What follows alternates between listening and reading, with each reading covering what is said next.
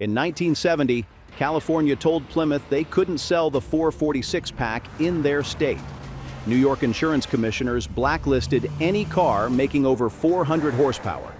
Massachusetts required safety equipment that didn't exist on most muscle cars. And Texas dealer protection laws made it impossible to buy certain high-performance models. This wasn't coincidence. This was a coordinated government and corporate conspiracy to kill American performance cars before they could spread across the country.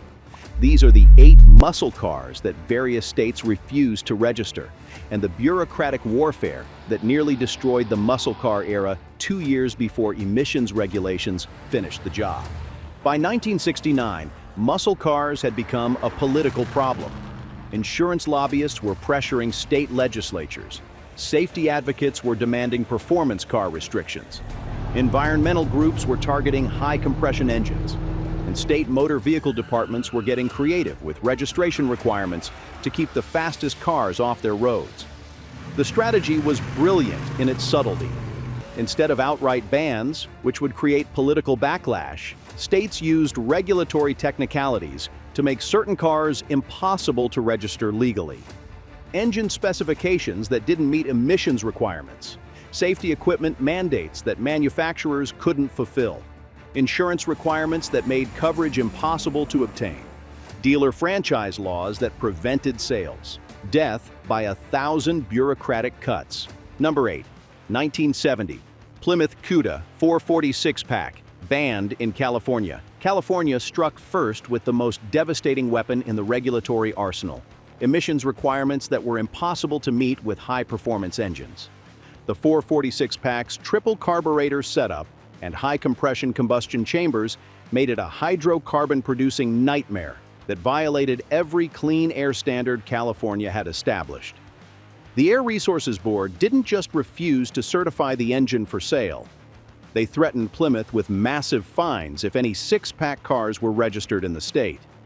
Plymouth tried everything to get around the ban. They offered to install catalytic converters that didn't exist yet. They proposed special California-only tuning that would have reduced power output by 150 horsepower.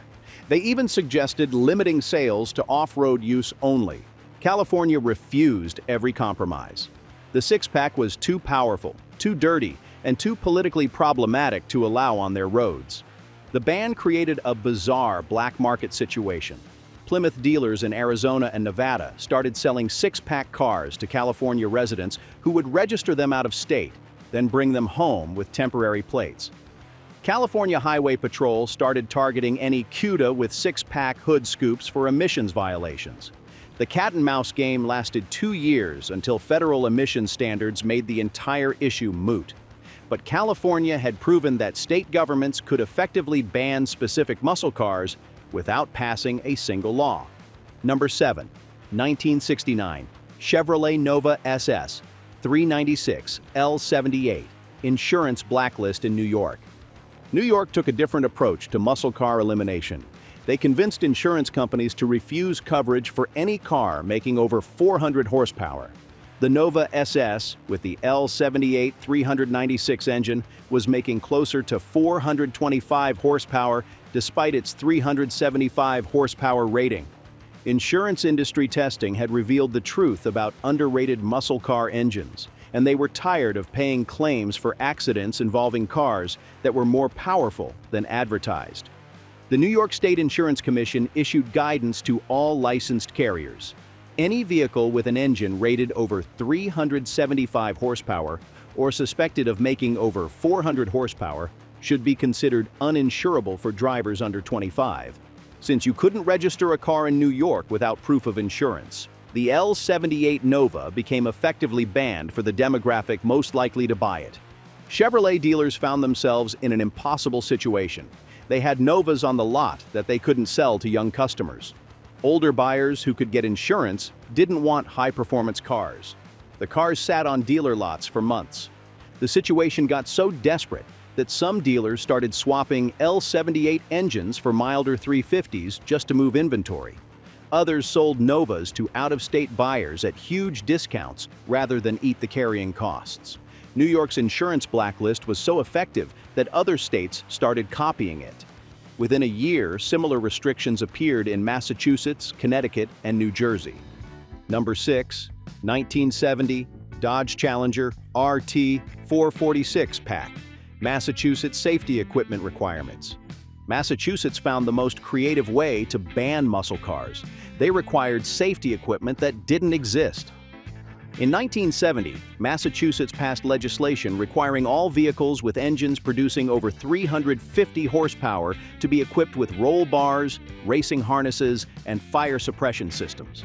The law was written as a safety measure, but everyone understood its real purpose: make high-performance cars so expensive and impractical that nobody would buy them.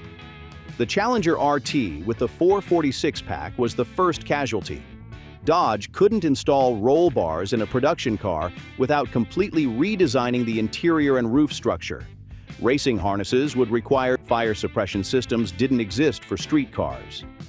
Dodge asked Massachusetts for clarification on acceptable safety equipment. The state responded that any modifications would require individual inspection and certification by state engineers. The process would cost thousands of dollars per car and take months to complete. No manufacturer could afford to navigate Massachusetts's bureaucratic maze for every muscle car sold in the state. Dodge, Plymouth, and Chrysler dealers simply stopped ordering high-performance models for Massachusetts delivery. The law was so effective at eliminating muscle cars that Massachusetts expanded it the following year. Any vehicle with a power-to-weight ratio exceeding certain thresholds would be subject to the same safety equipment requirements.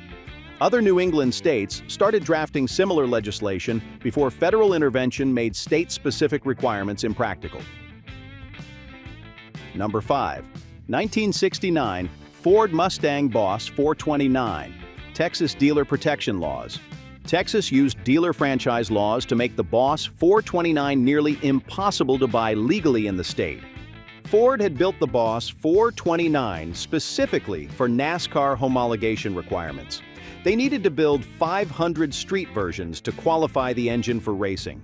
But Ford's limited production capacity meant they could only supply Boss 429s to selected dealers.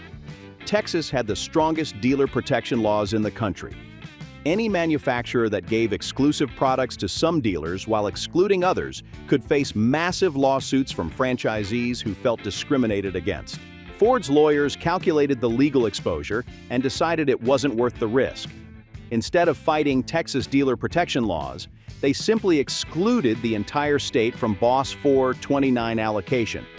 This created a legal nightmare for Texas Ford dealers who had customers wanting Boss 429s. They couldn't order the cars through normal channels. They couldn't transfer cars from out-of-state dealers without violating franchise agreements. They couldn't even display Boss 429 literature without triggering complaints from excluded dealers. Some dealers tried to work around the restrictions by special ordering Boss 429s for racing use only and selling them with off-road titles. But Texas motor vehicle departments started rejecting these registrations after complaints from insurance companies. The situation became so complicated that most Texas dealers simply told customers the Boss 429 wasn't available in their state, which was effectively true, even though Ford never officially banned Texas sales. Number 4, 1970 Plymouth Cuda AAR 340, Pennsylvania inspection failure requirements. Pennsylvania found the most insidious way to ban performance cars. They made them fail mandatory state inspections. The AAR 340 was Plymouth's Trans Am Racing Homologation Special. It came from the factory with side exit exhaust pipes, a fiberglass hood with functional scoops, and suspension modifications that lowered the car below Pennsylvania's minimum ground clearance requirements. Pennsylvania state inspectors were instructed to fail any vehicle that didn't meet stock height requirements, had modified exhaust routing, or showed evidence of performance modifications. The AAR 340 violated all three criteria straight from the factory. Plymouth dealers discovered the problem when the first AAR 340s came up for inspection renewal. Every single car failed. Customers were told they needed to return the cars to stock configuration to pass inspection. But there was no stock configuration. The AAR 340 was built specifically for Trans Am racing. The side exit exhausts, lowered stance, and performance modifications were factory equipment. Removing them would destroy the car's purpose and probably void the warranty. Plymouth petitioned Pennsylvania for an exemption, arguing that factory-built cars shouldn't fail state inspection.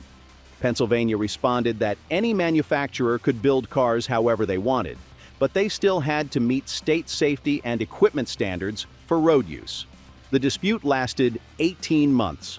During that time, Pennsylvania AAR 340 owners couldn't renew their registrations. New AAR sales in Pennsylvania stopped completely.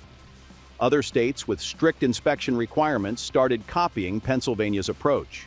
Soon, factory-built performance cars were failing inspections across the Northeast. Number 3, 1969 Dodge Charger Daytona. Height restrictions in multiple states. The Charger Daytona's massive rear wing created registration problems in states with vehicle height restrictions. Several states had laws limiting total vehicle height to prevent trucks and commercial vehicles from using certain roads and bridges. The Daytona's wing pushed the car's overall height beyond legal limits in 7 different states. Dodge hadn't considered height restrictions when designing the Daytona for NASCAR competition. They were focused on aerodynamics and homologation requirements.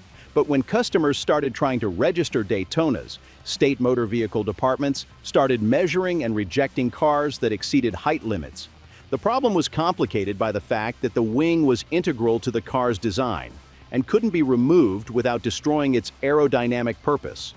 Some states offered to allow registration if owners signed waivers accepting responsibility for any bridge clearance issues.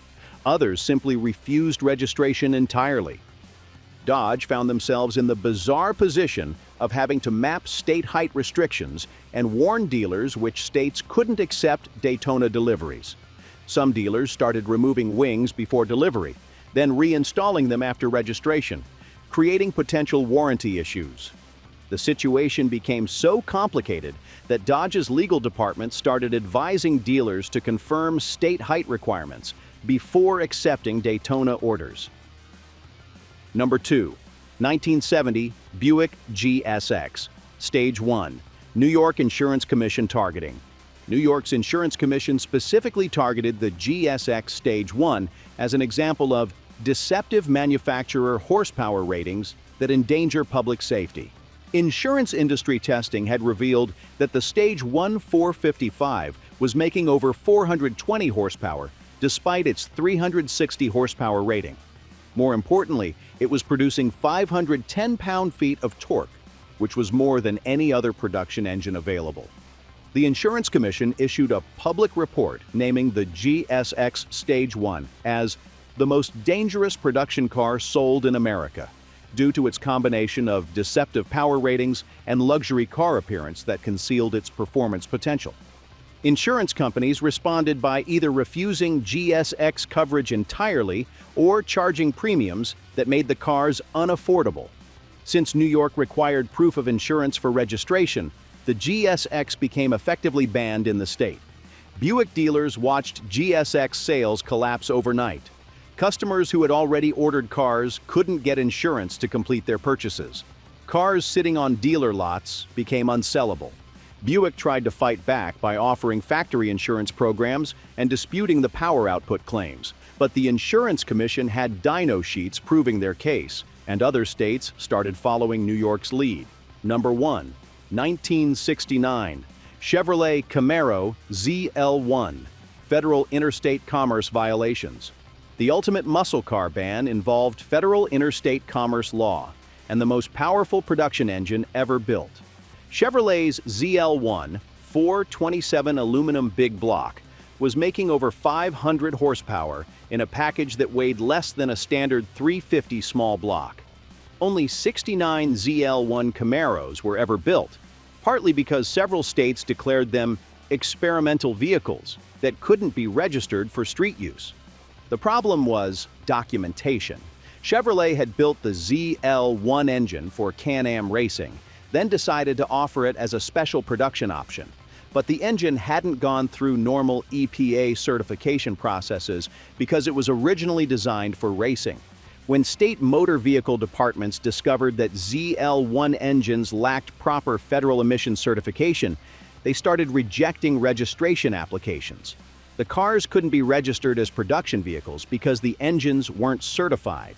They couldn't be registered as experimental vehicles because Chevrolet was selling them as production cars. The situation created a federal interstate commerce issue. Cars that were legal in some states were illegal in others, purely because of bureaucratic technicalities. Customers who bought ZL1 Camaros in legal states couldn't move to illegal states without abandoning their cars. Chevrolet's legal department spent more time fighting registration issues than building engines. The bureaucratic nightmare was so complex that Chevrolet stopped taking ZL1 orders before they'd built 100 cars. The ZL1 Camaro became the most powerful production car that most people couldn't legally own, even if they could afford it. These 8 muscle cars proved that government bureaucracy could be more effective at killing performance cars than any safety campaign or environmental regulation. By making cars impossible to register, insure, or inspect, states created a web of restrictions that strangled the muscle car market without passing a single law specifically banning high-performance vehicles. The regulatory warfare worked exactly as intended. By 1971, most manufacturers had abandoned extreme performance engines in favor of milder combinations that could navigate the bureaucratic maze of state requirements. The muscle car era didn't die from emissions regulations in 1972. It was murdered by bureaucratic strangulation 2 years earlier.